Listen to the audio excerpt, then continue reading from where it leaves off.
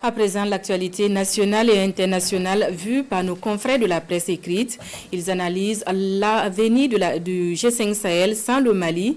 Les quotidiens du jour traitent également de l'évolution de la situation à la mine d'or de Perquois et la visite de l'émissaire du roi d'Arabie Saoudite au Burkina Faso.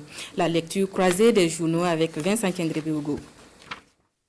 La une de Citoya est consacrée à la visite de l'émissaire du roi d'Arabie Saoudite au Burkina Faso. Le conseiller à la cour royale Ahmed Ben Abdelaziz qu'attend chez le président d'Amiba, titre le journal qui reprend in extenso le communiqué final qui a sanctionné la rencontre entre les deux personnalités burkinabées et saoudiennes.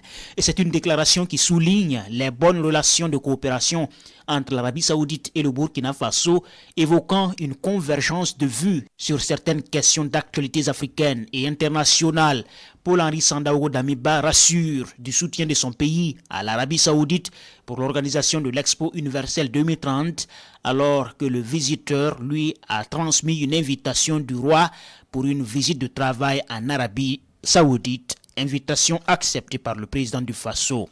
Pourquoi le miracle aura-t-il lieu? Une question que l'observateur Palga pose à sa une, toujours dans l'attente des dernières nouvelles officielles des opérations de sauvetage des 8 mineurs. Moment crucial, tant attendu et redouté à la fois, où toute la nation retient son souffle.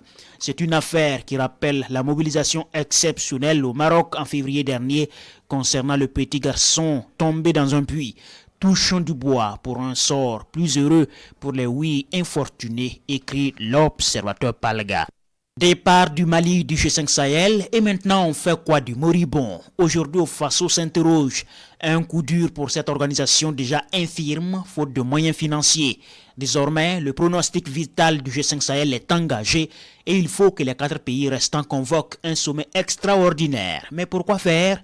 Chanter le requiem du G5 Sahel ou pour changer de format et coltiner des fonds pour le rendre opérationnel?